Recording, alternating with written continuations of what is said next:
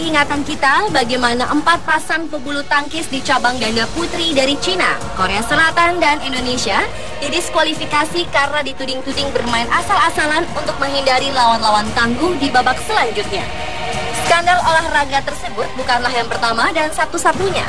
Walau dalam olahraga nilai sportivitas harusnya dijunjung tinggi, namun ternyata ada saja pihak-pihak tertentu yang berbuat kecurangan agar dapat meraih kemenangan. Tetapi layaknya bau bangkai yang tidak dapat disembunyikan, kecurangan demi kecurangan di lapangan olahraga itu pun akhirnya terkuak juga. Bahkan banyak di antara kasus kecurangan tersebut justru mempermalukan dan merugikan diri sendiri. Dari banyak skandal di dunia olahraga tersebut, berikut On The Spot merangkum dalam 7 skandal olahraga yang menggemparkan.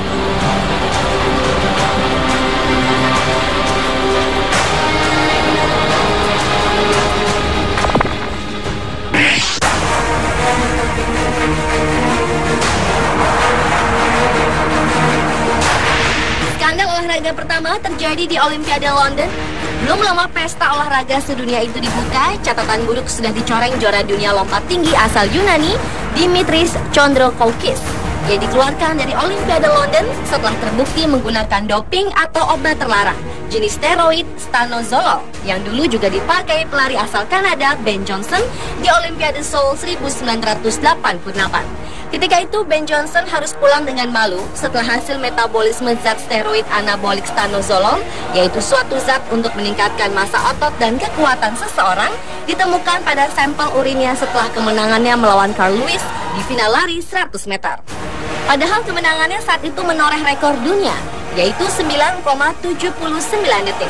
Setelah dilarang tampil selama 2 tahun, Ben Johnson yang sempat dijuluki Ben Fastic ini kembali bertanding, tetapi kembali juga dihukum seumur hidup setelah ditemukan terlalu banyak hormon laki-laki testosteron di tubuhnya akibat penggunaan doping.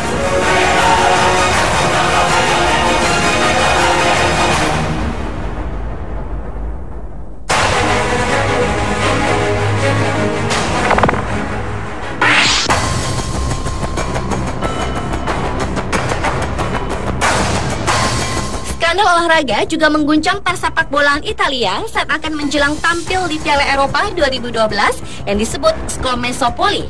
Pesepak bola Domenico Criscito ditangkap polisi karena diduga terlibat skandal pengaturan skor yang terjadi di Serie A dan Serie B musim 2010-2011. Pelatih Cesare Prandelli pun mencoret nama Criscito dari skuad Italia.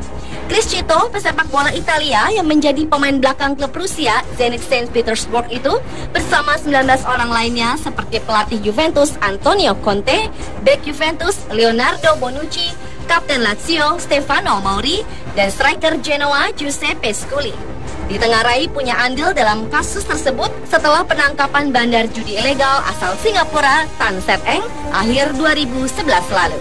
Conte diduga terlibat pengaturan skor ketika masih menangani klub Siena FC di Serie B, sedangkan Bonucci melakukan skandal pengaturan skor ketika masih membela klub Bari. Sementara itu, Mauri, Criscito, dan Scully diduga terlibat pengaturan skor saat Lazio melawan Genoa.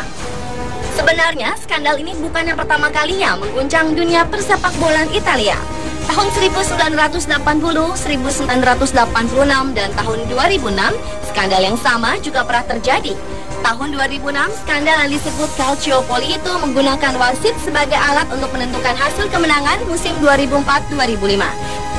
Atas skandal 2012 ini, Perdana Menteri Italia, Mario Monti, meminta menghentikan liga untuk beberapa tahun untuk membereskan skandal memalukan itu. Namun pernyataan Mario Monti mendapat penolakan dari Presiden Federasi Sepak Bola Italia, Giancarlo Abete, mengingat betapa pentingnya sepak bola di Italia.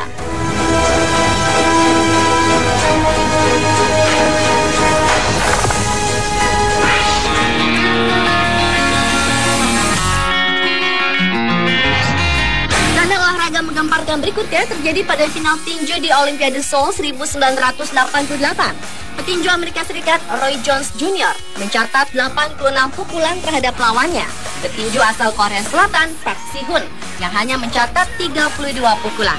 Namun ternyata Park dimenangkan dalam pertandingan itu. Tak lama setelah pengumuman itu, satu hakim mengakui bahwa keputusannya adalah sebuah kesalahan. Oleh sebab itu, Komite Olimpiade Internasional melakukan investigasi. 9 tahun setelah Olimpiade Seoul berlalu, yaitu tahun 1997, barulah terkuak bahwa para pejabat Korea Selatan telah menyuap hakim pertandingan saat itu. Namun sayang, keputusan Komite Olimpiade menetapkan bahwa Park Si-hun tetap berhak atas medali emasnya.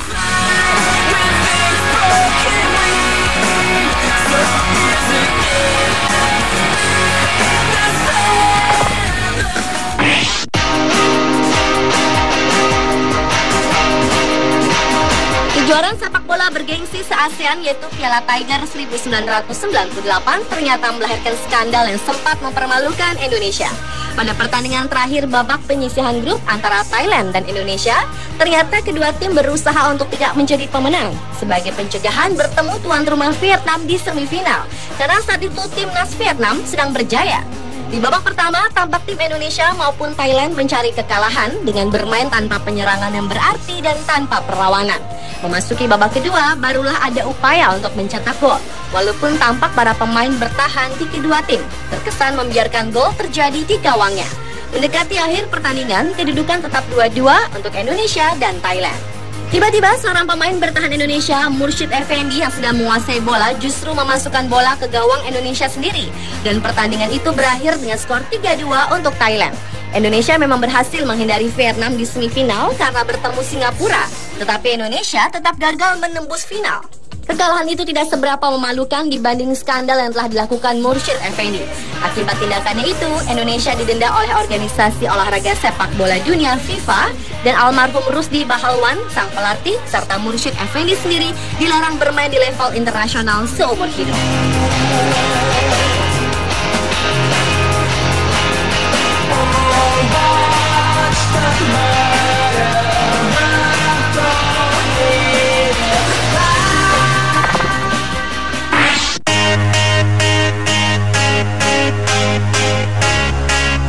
Skandal yang tak kalah memalukan terjadi di arena skating pada Olimpiade musim dingin di Salt Lake City, Utah, Amerika Serikat tahun 2002.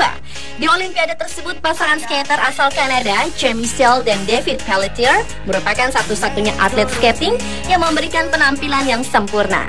Hal itu membuat pasangan ini difavoritkan meraih medali emas. Namun anehnya, 5 hakim justru berpihak ke pasangan skater asal Rusia, Elena Bereznaya dan Anton Stikalrulidze. Sementara 4 hakim memenangkan Jamie Seal dan David Pelletier. Hal itu membuat pasangan Kanada tersebut akhirnya hanya memboyong medali perak. Atas kejanggalan ini diduga ada kecurangan telah dilakukan. Lalu media Amerika Serikat dan Kanada menuntut keadilan bagi pasangan Kanada tersebut. Keesokan harinya, salah seorang hakim dari Prancis, Marie-Reine Lehoutier, yang telah memenangkan pasangan Rusia mengakui bahwa ia telah dibeli. Rusia berjanji akan memberi tempat pertama bagi tim penari es Prancis jika ia menyerahkan suaranya untuk Elena Bereznaya dan Anton Stikalrulidze. Oleh karena itu, International Skating Union pun melakukan penyelidikan. Dan akhirnya pasangan Kanada, Jamie Seal dan David Pelletier dinyatakan sebagai peraih medali emas Olimpiade musim dingin Salt Lake City. Namun mereka harus berbagi medali emas dengan pasangan skater Rusia yang sudah terlanjur dinyatakan meraih juara pertama.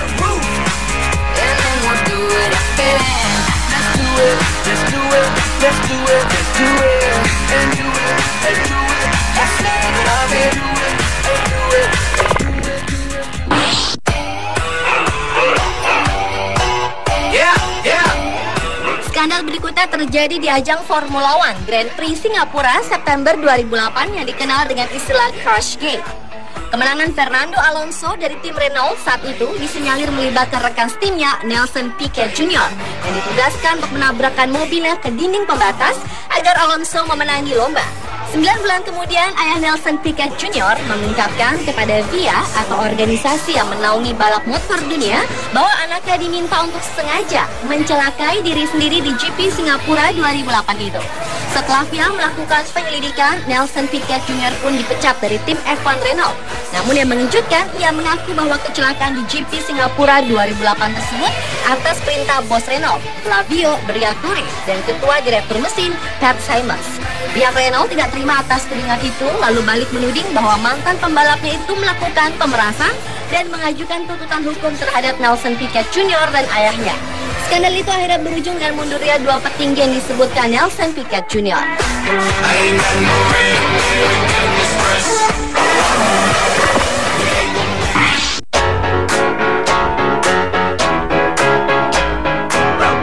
Skandal olahraga menggemparkan terakhir dialami Nancy Kerrigan, atlet ice skating asal Amerika Serikat.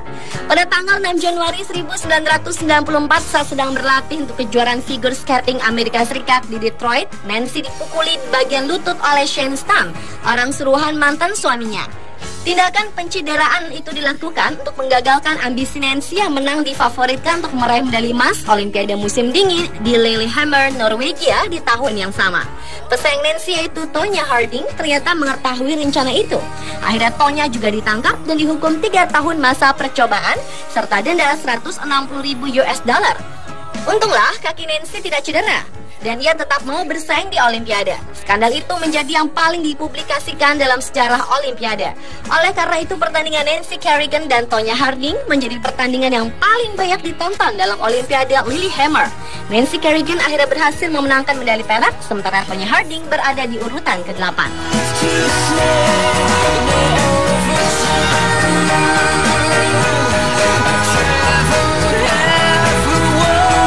Pemirsa, adalah 7 skandal olahraga yang menggemparkan versi On The Spot.